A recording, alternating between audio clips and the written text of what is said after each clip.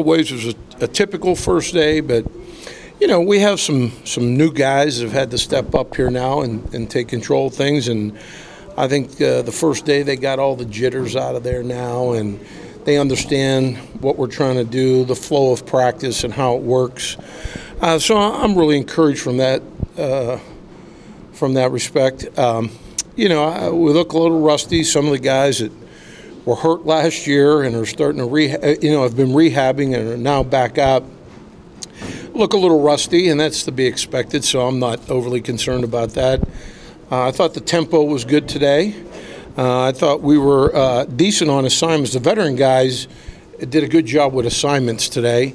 Some of the young guys struggled from time to time. That's to be expected as too. So that there's nothing out there that caught me off guard or gave me pause. But we've got a lot of work to do.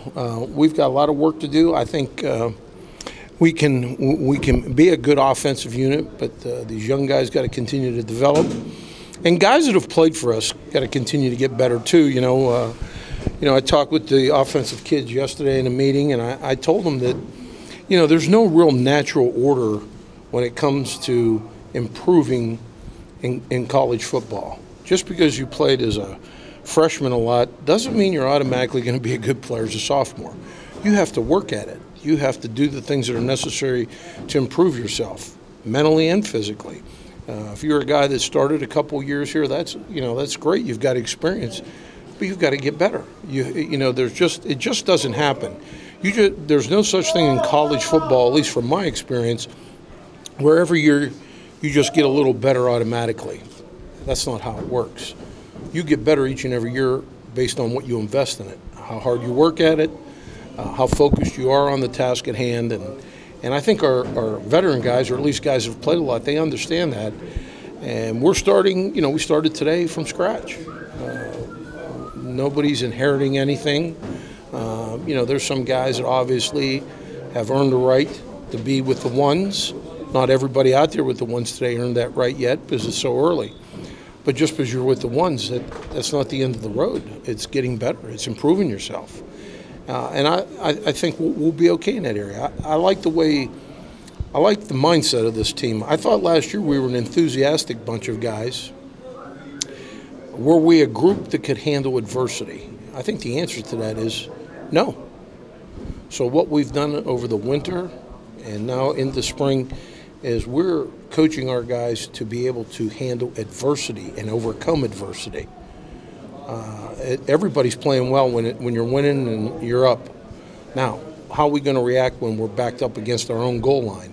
How are we going to how are we going to react when we are behind in a game in the fourth quarter? So you always train your players to be successful, but part of that training is help them deal and overcome adversity. And that's been a big focus of ours as an offensive staff. I think Sam, as he got a little more comfortable last year, you could see leadership qualities emerging from him. And I think right now he is a guy that is a key leader on our team. And how he's done it, number one, is by example. He just tore up the winter workouts. I mean, he tore it up. He looked like, when guys were huffing and puffing, he was standing there ready to go for the next rep. So he's leading by example, and he's not afraid to get after guys either, and I like that a little bit. There's nothing like some good peer pressure. I think probably the biggest thing is being able to get yardage after first hit. I think we want to be an offense when we're running the football. When our running back's getting tackled, he's going forward. He's a guy that's going to run with power. Obviously, speed and all those things that you need at a running back, we certainly expect from those guys. But we're looking for the guy that's a tough guy, that's going to get his reads and make something where there is nothing, too. That's going to be an important part of our run game. We got to be a more physical offensive line. I think we got to – I'm talking about run game and pass protection. I think that there's a lot of improvement. Our coaching staff on offense has invested a lot of time studying our offensive line and playing to their strengths. We're going to do some things that are in their best interest that they can handle, but we've got to be a physical group. We've got to be a tough, hard-nosed group. We got to be able to knock people back in the run game, and we got to be able to be sound fundamentally in protections, and we will be.